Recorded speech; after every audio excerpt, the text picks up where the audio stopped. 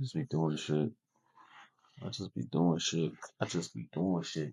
I just be doing shit. I just be doing shit. I just be doing shit. I just be doing shit. I just be doing shit. I just be doing shit. I just be doing shit. You just be doing shit. I just be doing shit. I just be doing shit. I just be doing shit. You just be doing shit. Why you be doing shit? I do be doing shit. We just be. We just be. We just be.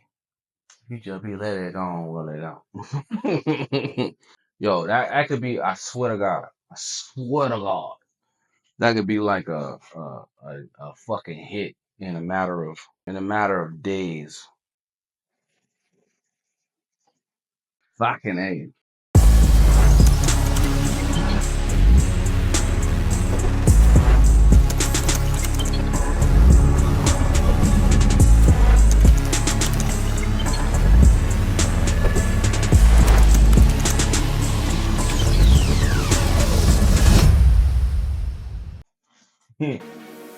Welcome to Transmissions from the Dark.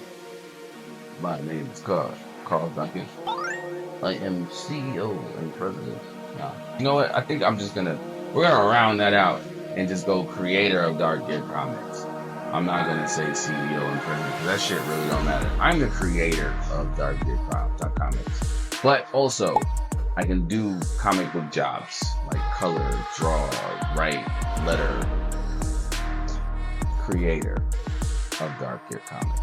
Got a whole universe ready. Speaking of the universe, that's Clear Bay.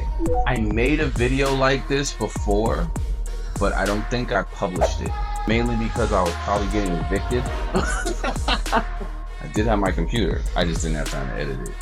I feel like that scene in Kill Bill when he was like, I can't remember what the fuck he said, but Do you understand? Hattori Hanzo had the swords right before. That's what I felt like. This thing over-explained. Anyway, let's talk a little bit about Clear Bay. Clear Bay.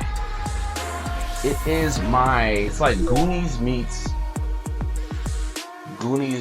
Gravity Falls and Sabrina the Teenage Witch, low-key Captain Planet. Like, what the fuck is happening?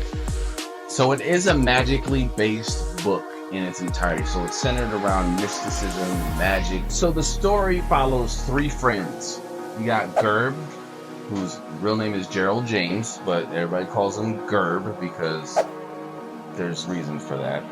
We'll get into that later. It's pretty disgusting. And then we have Naya Sims. These are twins. Not Gerb and Naya, but Naya Sims and Huey Sims. They're twins, brother and sister, paternal.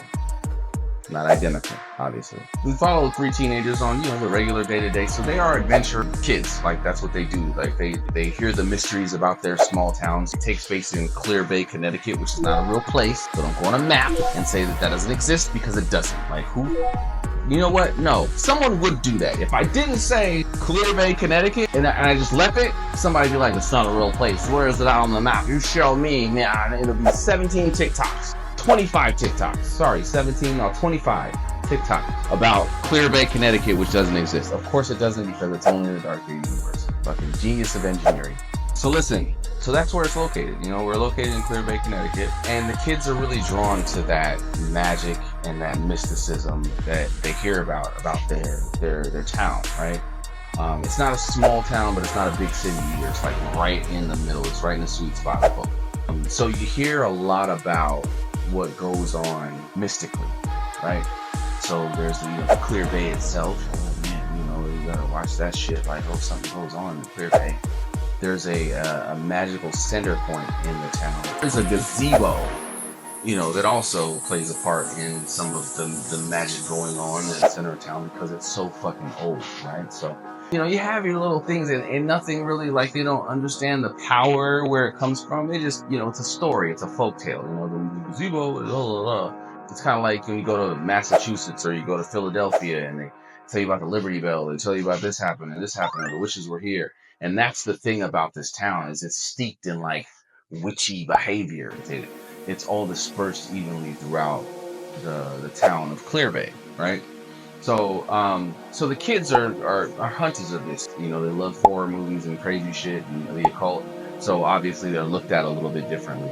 They're outcast in a certain regard. You know, people make fun of them here and there, but still fun loving. You know what I mean? They run into their bullies and people that give them problems, but they still keep it moving. You have Gerald James. He has lost both of his parents. He is currently raised by his grandfather, who is just an old, funny, he's kind of like a muscle-bound the dude from fucking The Big Lebowski. That's kind of what he's like, you know, but he has these Nordic tattoos and shit. He's an old head, you know, but he's raising his grandson, but he's like this, you know, he's just a solid guy. And Gerb is like, you know, he's a smaller guy. He's, you know, he gets picked on a lot, so he doesn't understand why, you know, his grandson has no backbone, but when it comes to going out on adventures, that's where his backbone is.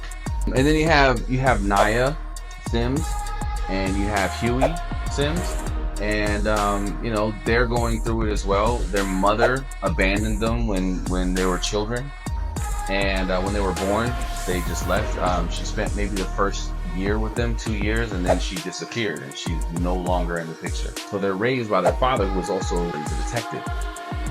So he investigates things that go around, and Gerald and the twins are really tight, so it makes their family situation very tight as well. So he talks to Gerald's grandfather, the father of the twins talks to Gerald's grandfather. Everybody communicates. We monitor our children, we take care of them. Damn, it's a bum rap. Gerald lost his mother and father.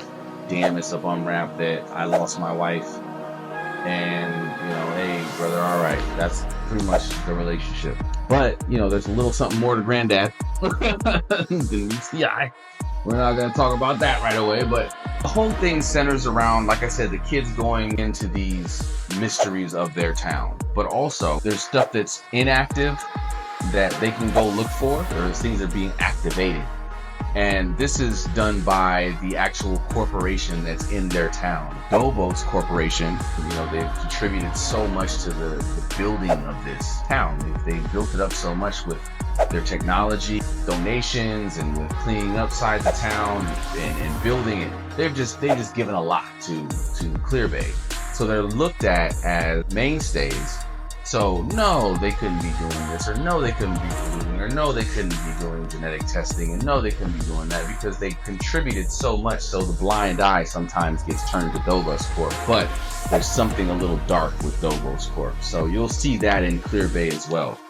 But mainly you're going to follow these kids in those adventures when they go and delve a little bit deeper into Dobos Corp, or when they go to like Mandrake Mansion, the pubs for crazy activity. There's also a set of 4 witches, the Witches of the Cardinal, and they play a role in some of the shenanigans and the crazy shit that goes on in Clear Bay as well. So you're gonna have a lot of antagonists at play. You're gonna have a lot of plot movement because of these antagonists, but you're also going to find out some stuff that's just so fucking beautifully written.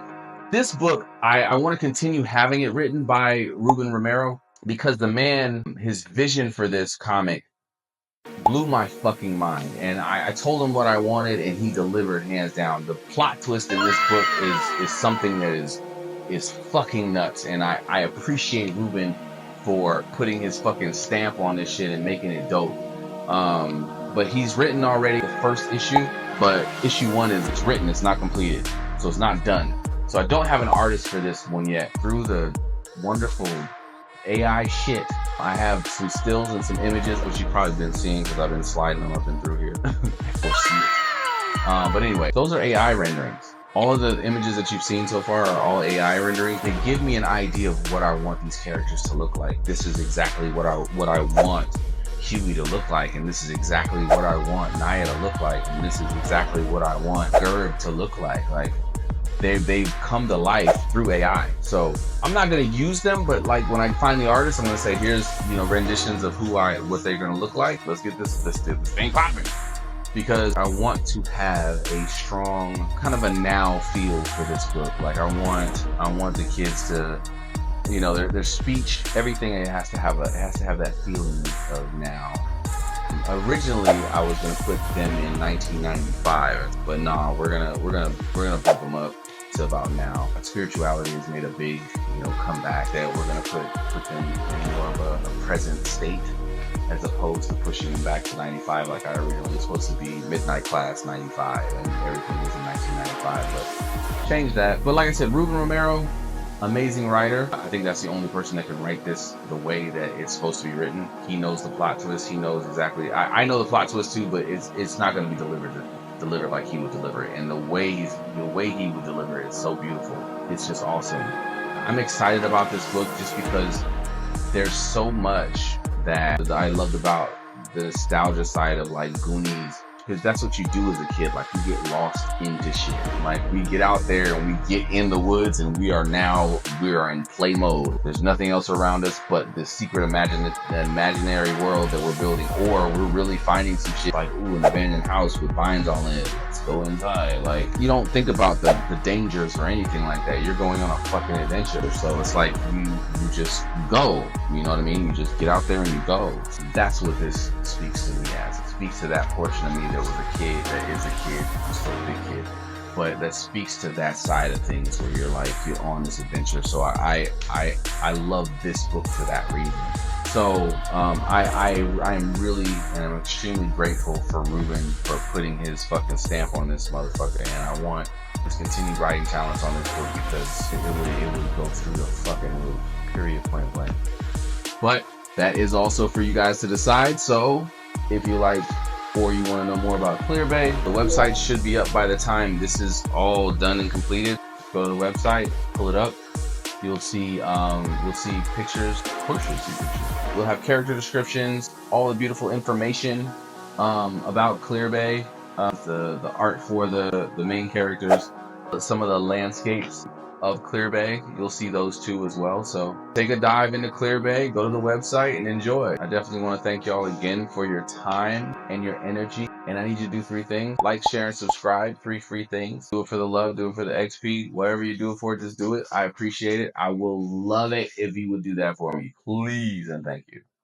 It helps that good old algorithm get moving and for more people to see it, so that we can get books like Clearbay done and out and released into the wild, so that you guys can go on that adventure too. Oh man, that plot twist, you guys. That's the plot twist. Oh my god. But anyway, my name is Carl Duncan, and I definitely want to thank you. I am the creator of Dark Air Comics. I thank you so much, like I said, for your time, your energy, your effort, and you have a great day, night, or afternoon. Peace.